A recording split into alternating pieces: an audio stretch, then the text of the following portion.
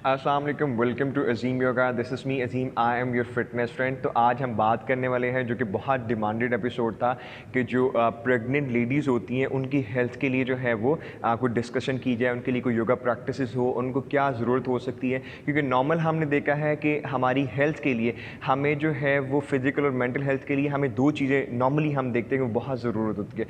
First ये होती है कि आपकी न्यूट्रिशन वैल्यूज़ जो होती है कि आपकी न्यूट्रिशन क्या होनी चाहिए। अप टू 60% जो है वो आपकी न्यूट्रिशन जो है वो बहुत डिपेंड करती है आपकी हेल्थ पे, और जो रेस्ट होती हैं वो 40% आपकी कोई भी हेल्दी एक्सरसाइज हो सकती है जो आपकी, और मैं ये इस तरह से कहता हूँ कि जो आपकी एक्सरसाइज होती है वही आपकी जो 60% आपकी न्यूट्रिशन होती है उसको डाइजेस्ट करने में भी जो है ना बहुत काम करती हैं। तो आज हम जो है वो न्यूट्रिशन के बारे में बात करेंगे और योगा के बारे में बात करेंगे स्पेशल फॉर प्रेग्नेंट लेडीज़। तो आज हमारे पास जो है वो अवेलेबल हैं डॉक्टर साहिबा को, जो है डॉक्टर सहरिश साहिबा को हमने रिक्वेस्ट की है कि वो आएँ और कुछ इसके बारे में जो है बताएं। अस्सलाम वालेकुम जी। वालेकुम सलाम। कैसी हैं? बहुत शुक्रिया जी पहले तो आपके टाइम के लिए कि आपने जो है ना वो अपना टाइम निकाला और जो है ना वो आपके हमारे पास आई हैं इस जो है ना इशू को डिस्कस करने के लिए। क्योंकि बहुत ज़्यादा ऐसे होता है कि हमारे जिस तरह हमारी कंट्री में बहुत ज़्यादा इस हवाले से डिस्कस नहीं किया जाता या लोगों को प्रॉपर जो है ना इन्फॉर्मेशन नहीं होती कि जो टेन्योर होती हैं इसमें क्या करना चाहिए, क्या प्रिकॉशंस हो सकती हैं, क्या हेल्थ के लिए बेहतर होता है, क्या नॉर्मल डिलीवरी के लिए बेहतर हो। तो हम चाहेंगे पहले आप अपने बारे में कुछ बताएं हमारी जो है ना ऑडियंस को। First of all thank you, आपने मुझे इनवाइट किया। एक्चुअली ये एक मतलब हेल्थ अवेयरनेस ही सेशन है, तो मुझे बहुत अच्छा लगा आपने मुझे इस काबिल समझा अपने जो इस सेशन में है मुझे इनवाइट किया। अब मैं अपना इंट्रोडक्शन करवा देती हूँ। I am doctor Sahrish Shabbir. मैं होम्योपैथ हूँ प्लस साइकोलॉजिस्ट, और थर्ड थिंग मैं क्लिनिकल न्यूट्रिशनिस्ट भी हूँ। मैं न्यूट्रिशन की प्रैक्टिस कर रही हूँ अपने क्लिनिक में। तो आज हम न्यूट्रिशन फॉर प्रेग्नेंट लेडीज़ को डिस्कस करेंगे कि प्रेग्नेंट लेडीज़ को कौन सी जो खुराक है खानी चाहिए, किस क्वांटिटी में खानी चाहिए, कितनी खानी चाहिए, और ट्राइमेस्टर जो 3 ट्राइमेस्टर है उसमें उसकी क्या क्या रेशो रखनी चाहिए। Very nice. अच्छा सहरिश, ऐसा होता है कि नॉर्मली हमने देखा है, मैं तो ऑब्जर्व करता हूँ इन चीज़ों को ना, हम ऑब्जर्व कर सकते हैं या बीइंग ए फिटनेस ट्रेनर तो हमसे भी जो है वो लोग पूछते हैं। हमने देखा है कि जैसे प्रेग्नेंट फीमेल्स होती हैं तो नॉर्मल उनके पेरेंट्स जो होते हैं वो उनको कहने लग जाते हैं, या जो सराउंडिंग में लोग इन्फ्लुएंस करते हैं वो उनको कहने लग जाते हैं कि जी आपने जो है ना बहुत खाना शुरू कर देना, ठीक है, आपने तो जो है ना वो अगर पहले आपकी इतनी खुराक थी, हम कहते हैं और खाओ और खाओ और खाओ, इस तरह से करते हैं। तो क्या ये मिथ है, ये वाकई इस तरह से जो है इसको? नहीं, ये मिथ ही है, मतलब रॉन्ग कंसेप्ट है। मतलब खाना चाहिए उन्हें, लेकिन इस तरह करके नहीं कि स्टार्टिंग में ही जैसे उनको पता लगता है कि घर में एक जो है ना न्यू बेबी आने वाला है, जो फीमेल है वो प्रेग्नेंट हो गई है तो अब इसने ज़्यादा ही खाना है। ऐसा कुछ नहीं होता। फर्स्ट 3 ट्राइमेस्टर में इसकी कोई इतनी ख़ास ज़रूरत नहीं होती। आपको वही खाना होता है जो आपकी डेली जो इनटेक है ना, आपने वही चीज़ खानी है। नेक्स्ट जो 3 ट्राइमेस्टर आते हैं उसमें आपकी स्लाइटली जो क्वान्टिटी है, मीन्स जैसे एक नॉर्मल फीमेल को 1800 टू 2000 कैलोरीज जो है ना रिक्वायर्ड होती हैं, किलो कैलोरीज। तो फर्स्ट 3 ट्राइमेस्टर में आप यही अपनी कैलोरी की रिक्वायरमेंट जो आप डेली खा रही हैं वही रखेंगी। नेक्स्ट ट्राइमेस्टर में इंक्रीज़ होंगी 340 तक, मतलब जस्ट आपको स्लाइटली इंक्रीज़ करना है। ऑलमोस्ट जैसे आप दिन में 3 रोटियां खा रही हैं तो आप इसे 4 या 4.5 कर देंगे, 4.5 तक ले जाएंगे। और लास्ट जो 3 ट्राइमेस्टर है उसमें ये जो है ना 5 तक चली जाएंगी, मींस 540 किलो कैलोरीज इंक्रीज़ होंगी। तो बस स्लाइटली इंक्रीज़ होता है, इतना ज़्यादा नहीं होता कि अब आपने ज़्यादा ही खाना है। तो जो प्रेग्नेंट लेडीज़ होती हैं उनको अपनी जो डाइट है उसको प्रॉपर रखना चाहिए होता है, क्योंकि प्रेगनेंसी के दौरान ही कुछ फीमेल को ओवरवेट होने की वजह से या ओबेसिटी होने की वजह से डायबिटीज़ हो जाती हैं, जो कि भी जो ठीक नहीं होता। और ओवरवेट होने की वजह से भी उनको इश्यूज़ आने शुरू हो जाते हैं। मीन्स जाहिर सी बात है, बेबी है उसका प्रेशर की वजह से, और फीमेल है उसने ओवरवेट हो गया, फीमेल ओवरवेट हो गई है तो उसकी वजह से भी उसके बैक प्रॉब्लम, दूसरा जो है ना इश्यूज़ आने लग पड़ेंगे काफ़ी ज़्यादा। तो डाइट को प्रॉपर आपने मैनेज करना है, किस तरह करके मैनेज करना है वो हम अपनी। अच्छा डॉक्टर सहरिश, हमने ये तो डिस्कस किया कि इन्होंने कैलोरीज को ज़्यादा जो है ना इंटेक कर देना, खासतौर पे जो उनका 3 to 6 and 6 to 9 मंथ में जब होता है, फर्स्ट 3 मंथ वो नॉर्मल रहेंगे। लेकिन क्वेश्चन ये है कि वो कैलोरीज लेनी कहाँ से है, वो उसके रिसोर्स क्या होंगे, मतलब कि उन्होंने क्या क्या खाना है, वो डिस्कस करना चाहेंगे हम लोग। हम इसको 2 मतलब सेगमेंट में मैं इसको 2 पोर्शन में बताऊंगी आपको। एक होता है जो चीज़ आपने बल्क में लेनी है, और एक जो चीज़ होती है वो आपने जो है बहुत माइनर क्वांटिटी में लेनी है। बल्क में आपने कौन सी चीज़ें लेनी है? कार्बोहाइड्रेट्स, प्रोटीन एंड फैट, ये एक नॉर्मल पर्सन भी लेता है। लेकिन अब प्रेग्नेंट लेडी ने क्या करना है कि कार्ब्स जो हैं, यानी कि जो आपका अनाज है, गंदम आ गया जिसमें, जो आ गया मकई, दालें वगैरह जिसमें इंक्लूड हो जाती हैं, ये आपने अपनी डाइट का तकरीबन 70 to 80% ये बल्क में हो गया। उसके बाद प्रोटीन जो है आपने मॉडरेट क्वांटिटी में, प्रोटीन में क्या आ जाता है, मतलब कोई भी किसी भी टाइप का मीट जो भी है, डेयरी प्रोडक्ट्स ये आपकी प्रोटीन में आ जाएंगी। उसके बाद लास्ट में आपके पास आ जाता होता है फैट में मतलब इसको बहुत माइनर में रखना है आपने, मतलब 5 to 7 या 5%, यानी कि जो जिस चीज़ में जो चीज़ आप कुक कर रही हैं, जिस चीज़ में ऑयल में कुक कर रही हैं, अगर उसी में आप कुक करें और एक्स्ट्रा ना लें तो उससे आपकी जो सारी रिक्वायरमेंट है वो पूरी हो जाएंगी कैलोरीज की। अब आ जाती हैं बहुत माइनर क्वांटिटी में, मतलब जो आपको तकरीबन 1% to 5% तक आपको रिक्वायर होंगी माइक्रोन्यूट्रिएंट्स, जो मल्टीविटामिन्स हैं। मतलब कुछ फीमेल होती हैं जो एनीमिक होती हैं, उनमें खून की कमी होती है, कैल्शियम की कमी होती है, विटामिन डी वगैरह की कमी होगी, तो अब जाहिर सी बात है उनकी बॉडी ये चीज़ें प्रोड्यूस नहीं कर रही, और अब बेबी हो गया, प्रेग्नेंट हो गई हैं, तो वो एक्सटर्नल सोर्सेज से ही लेंगी ना, सप्लीमेंट्स लेंगी, हर्बल सप्लीमेंट्स भी ये हो सकते हैं, और फार्मेसी से जो प्रोडक्ट्स होते हैं हर्बल जो सप्लीमेंट्स हैं आप वो भी खा सकती हैं। तो ये दो पोर्शन हो गए, एक बल्क में जो आपने लेने हैं और एक जो बिल्कुल माइनर क्वांटिटी में लेने हैं। तो प्रेग्नेंट लेडीज़ को जो क्या करना है, कार्ब यानी कि अनाज जो है 70 to 80% मतलब बहुत ज़्यादा क्वांटिटी में लेना है।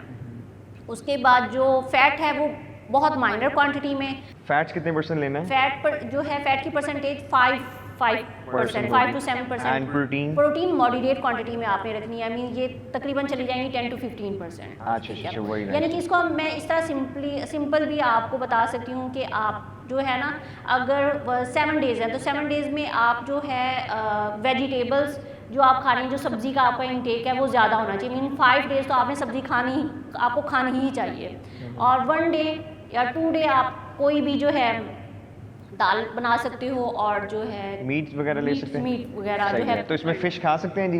नहीं, हाँ ये मेंशन करना मैं भूल गई, जो वैसे पाकिस्तान में जो काफ़ी ज़्यादा फ़िश हैं, जैसे शार्क हो गया या कुछ, ये अवेलेबल भी नहीं होती, और ना ही पाकिस्तानी जो है ना ये चीज़ें खाते हैं इतनी ज़्यादा, सी फूड ज़रा कम ही खाते हैं। तो फ़िश जो है ना प्रेग्नेंट लेडी को बहुत ज़्यादा जो तली हुई फ़िश वगैरह होती है उसको अवॉइड करना चाहिए, क्योंकि इससे अबॉर्शन के चांसेस जो हैं बहुत ज़्यादा इंक्रीज़ हो जाते हैं।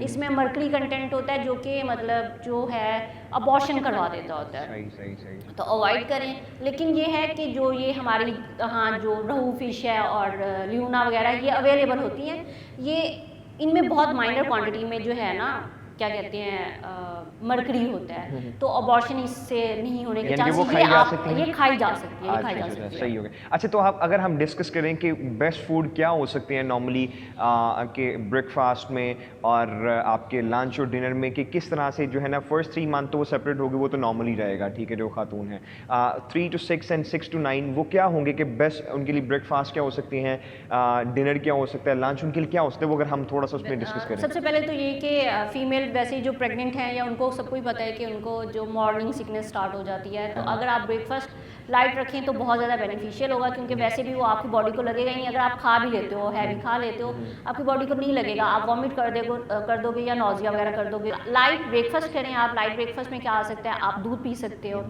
ये आपकी कैल्शियम की रिक्वायरमेंट को भी पूरा करेगा। इसके अलावा ये है कि आप जो है ब्रेड खा सकते हो, ब्रेड के साथ आप जो है ना बटर ऐड कर सकते हैं, या बटर के अलावा भी जो है ना आप ऐड कर सकते हो। लेकिन चूंकि आजकल जो है आर्टिफिशियल ही एग्स हैं, तो आप प्रेफर ये करें कि अगर आपको देसी अंडे दस्तियाब हैं तो आप देसी अंडों। ओट्स खाए जा सकते हैं, जैसे वाइट ओट्स होते हैं, दलिया जौ का हो गया, बार्ले हो गया, दही हो गया। लेकिन ये है कि आप अपनी जो भी ब्रेकफास्ट है या लंच या डिनर जो भी आप कर रहे हैं उसमें आप वैरायटी रखें। मीन्स आज आप अगर ये चीज़ खा रहे हो तो आप इसको रिपीट मत करो कि आपने कल भी यही खानी है, क्योंकि इससे जो है ना वेरिएशन नहीं आएगी और फीमेल खुद भी जो है ना बोर हो जाएगी। सही है। तो लंच में आप क्या कर सकते हो, लंच में आप कुछ भी कुक करो, वेजिटेबल कुक करो और जो है रोटी के साथ आप खाएं, लेकिन सादा रोटी के साथ खाएं।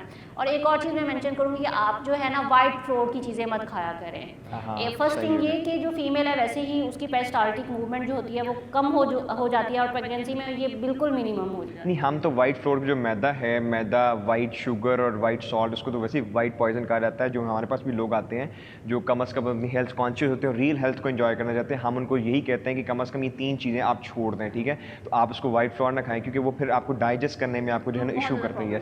फिर इससे डेफिनेटली मूड स्विंग होते हैं। तो पहले ही वो प्रेग्नेंट लेडी को अगर मूड स्विंग की प्रॉब्लम है तो वो जब डाइजेस्ट नहीं होगा तो ज़्यादा मूड स्विंग होंगे। अच्छा, तो जो एक रोटी के साथ उन्होंने जो है ना वो खा लिया, 1.5 रोटी के साथ सब्जी के साथ खा लिया, जो नॉर्मल फूड है आपकी जो आप डेली में खा रहे हो उन्हीं को आप तकरीबन फर्स्ट 3 मंथ तक रखें, और फर्स्ट 3 मंथ्स के बाद आप इसमें एडिशन कर लें। तो वो लोग सैलेड्स के बारे में कहते हैं कि सैलेड्स आप आप खाएं, फ्रेश सैलेड खाएं। फ्रेश सैलेड खाएं। इसके अलावा आप इसमें फ्रूट्स भी ऐड कर सकते हैं। फ्रूट्स को आप लंच में लाने की बजाय आप इसको स्नैक्स में भी ऐड कर सकते हैं। मीन्स आपने ब्रेकफास्ट और जो लंच है, लंच के बीच में आप फ्रूट्स खा लें, शेक पी लें कोई। इसके अलावा आप जूस भी पी सकते हैं, ऑरेंज जूस इज़ बेस्ट, ठीक है।